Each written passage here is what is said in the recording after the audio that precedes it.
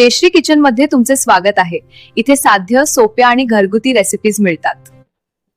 असे पाकाने भरलेले आणि असे एकदम टेस्टी गुलाबजाम बनवण्यासाठी मी तुम्हाला परफेक्ट असं प्रमाण आणि रेसिपी सांगणार आहे। आणि हे गुलाबजाम मी जे माझं दूध 1 लिटर फुटलेलं होतं त्यापासून मी तयार केलेले आहे आणि अगदी सोप्या पद्धतीने सांगितलेले आहे। बघा किती पाकाने भरलेले आहे, त्यात मस्त पाक मुरलेला आहे आणि छोट्या छोट्या टिप्स सांगितलेल्या आहेत, त्या नक्की फॉलो करा आणि संपूर्ण व्हिडिओ नक्की बघा, म्हणजे तुमचेही गुलाबजाम परफेक्ट बनतील।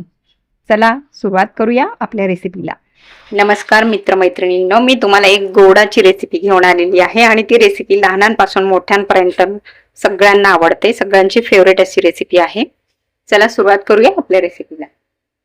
आता हे पनीर आहे, माझं 1 लिटर दूध खराब झालेलं होतं, विसरले मी फ्रीज मध्ये ठेवायला आणि त्याचं हे पनीर झालेलं आहे, तेच मी घेतलेलं आहे। तुम्हाला वाटलं तर तुम्ही पनीर करून घेऊ शकता, दूध फोडून आणि त्याचं पनीर बनवून घेऊ शकतात। त्यासाठी तुम्हाला निंबूचं सत्व किंवा निंबूचा रस लागेल फाडून घेण्यासाठी। दूध साधारण पाव किलो असेल हे। आता यामध्ये आपल्याला 2 चम्मच रवा टाकायचा आहे, बारीक रवा आहे, ऑप्शनल आहे, असेल तर टाका। 2 चम्मच आणि 2 चम्मच मैदा टाकायचा आहे। कस्टर्ड पावडर आहे, व्हॅनिलाची आहे, ती टाकत आहे, ती पण 2 चम्मच टाकायची आहे। आणि जर तुमच्याकडे कस्टर्ड पावडर नसेल तर नाही टाकली तरी चालेल, मग यासाठी तुम्ही इलायची पावडर टाकू शकतात, कारण टेस्ट छान यावी म्हणून मी टाकलेली आहे कस्टर्ड पावडर, आणि बाइंडिंग पण होते त्याच्याने। आता हे एकत्र करून आपल्याला चांगलं मळून घ्यायचं आहे। आणि मी ते पनीर जे निघलेलं होतं ते मी मिक्सर मध्ये वाटून घेतलेलं आहे, कारण खूप जास्त आपल्याला मिक्स करत बसायला लागणार नाही, म्हणून मी मिक्सर मध्ये एकत्र करून घेतलेलं आहे, वाटून घेतलेलं आहे, थोडंसं फिरवून घेतलेलं आहे। आता हे चांगलं एकजीव करून घ्यायचं आहे आपल्याला।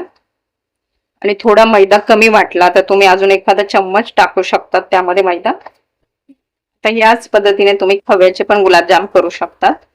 खवा पण असाच पाव किलो घ्यायचा आहे आणि त्यामध्ये 2 चम्मच मैदा आणि 2 चम्मच कस्टर्ड पावडर। कस्टर्ड पावडर नसेल तर नाही टाकले तरी चालेल। अशा पद्धतीचं एकजीव करून मळून घ्यायचं आहे आणि बघायचं आहे आपला गोळा कसा बनतो ते। बघा कुठल्याच साइडनी क्रॅक दिसत नाहीये, व्यवस्थित गोळा होत आहे, म्हणजे आपलं हे झालेलं आहे। थोडंसं तूप घेतलेलं आहे मी आणि तूप लावून ठेवायचं आहे या गोळ्याला।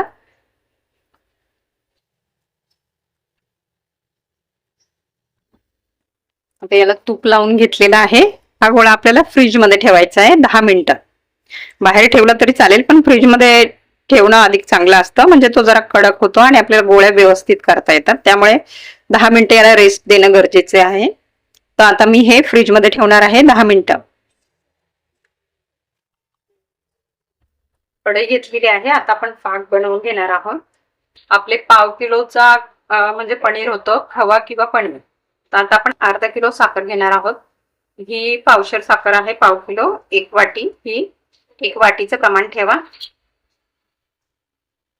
हे अर्धा किलो साखर झालेली आहे, 2 वाट्या। आणि आता आपण याच्या अर्ध पाणी टाकणार आहे। 2 वाट्या साखर आहे म्हणजे 1 वाटी आपण पाणी टाकणार आहोत।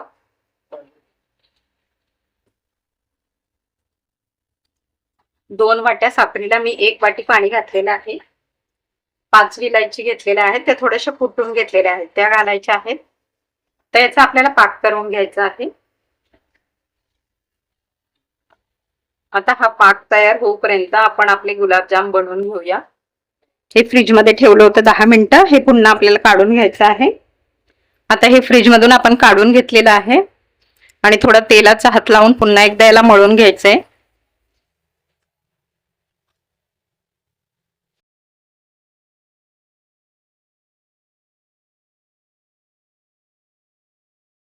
आता गुलाबजामुनची साईज तुम्हाला किती ठेवायची आहे हे तुमच्यावर आहे, किती साईज तुम्हाला ठेवायची आहे। सेम साईजचे गोळे काढून घ्यायचे आहेत आपल्याला, तोडून तोडून, शक्यतो सेम होतील आकाराचे ते बघा।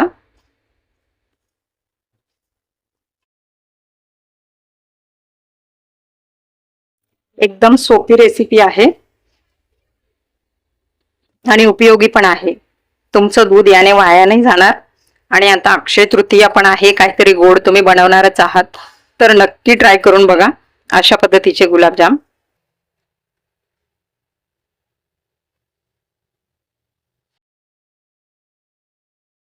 हे बघा अशा पद्धतीने बनवलेले आहे.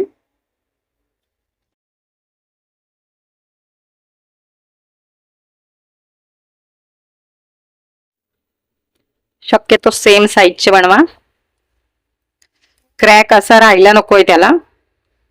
क्रॅक असेल तर पुन्हा एक वेळेस असं असं करून त्याचा क्रॅक घालवू शकता. त्याला अशा पद्धतीने मी बनवून घेत आहे सगळे. बघा अशा पद्धतीने मी बनवून घेतलेले आहेत सगळे. आता आपण आपला साखरेचा पाक बघूया. आता आपल्याला पाक खूप घट्ट पण करायचा नाही, पातळच ठेवायचा आहे. फक्त चिपचिपा पाक करायचा आहे. अशी 1 तार 2 तार अशी तार वगैरे काही बघायचं नाही. थोडीशी तार अशी नॉर्मल बनते बस, जास्त काही आपल्याला करायचं नाही. आपल्याला पाक आता काढून घ्यायचा आहे. हा तेल घालायचं आहे कढईत. तेल थोडं जास्तच घालायचं आहे. तेल अगदी थोडं तापवायचं आहे, जास्त तापवायचं नाही. आता थोडंसं असं गरम गरम वाटतंय हाताला, तर एक गुलाबजाम आपण टाकून बघणार आहोत. हा एक गुलाबजाम मी टाकून बघणार आहे. बघा एकदम कमी कमी बुडबुडे येत आहेत. इतकंच तेल गरम पाहिजे आपल्याला, जास्त गरम नकोय. आणि नंतर आपण गॅस कमी करायचा आहे. इतकं तेल गरम झाल्याच्या नंतर एकदम बारीक बारीक बुडबुडे येत आहे बघा, एवढेच आले पाहिजे. आता आपलं तेल परफेक्ट गरम आहे. आपला गुलाबजाम व्यवस्थित आहे म्हणून हे सगळे टाकून घेणार आहे मी. हळूहळू टाकून घ्या.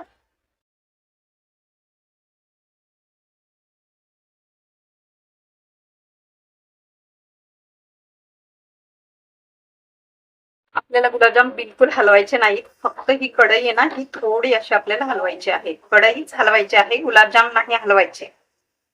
आणि गॅस आपला बारीक आहे, फास्ट नाही.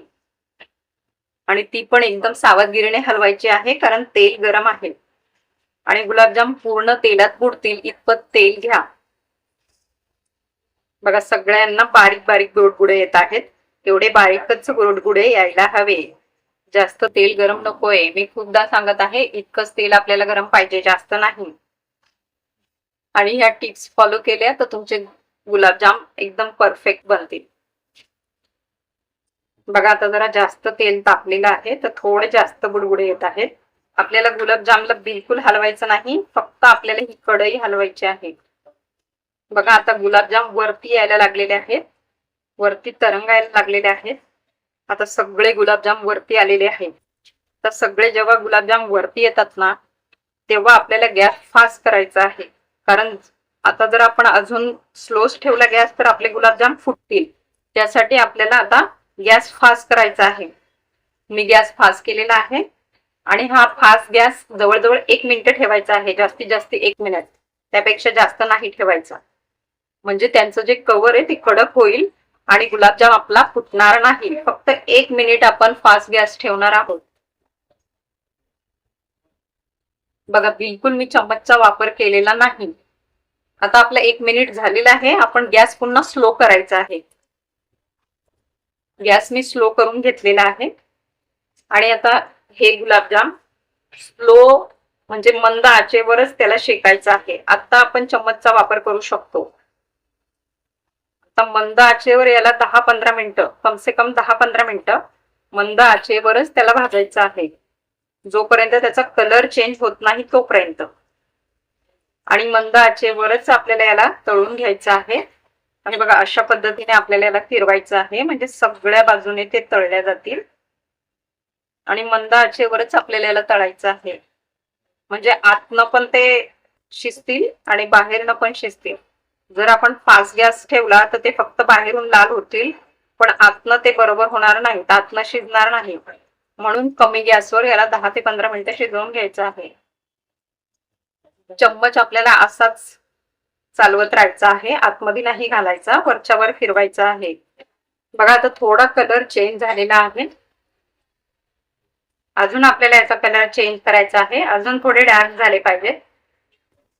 अजून थोडा कलर आपल्याला याचा लाल करून घ्यायचा आहे.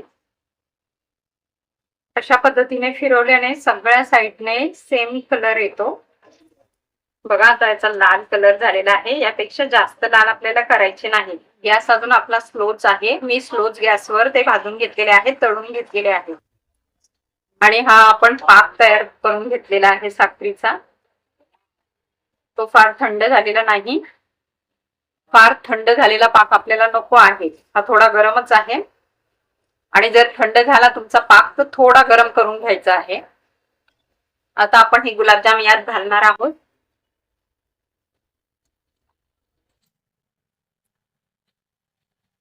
तर आपण गुलाबजाम 1.5-2 तास ठेवणार आहोत. झाकून ठेवायचे आहेत. बघा किती छान बनलेले आहेत.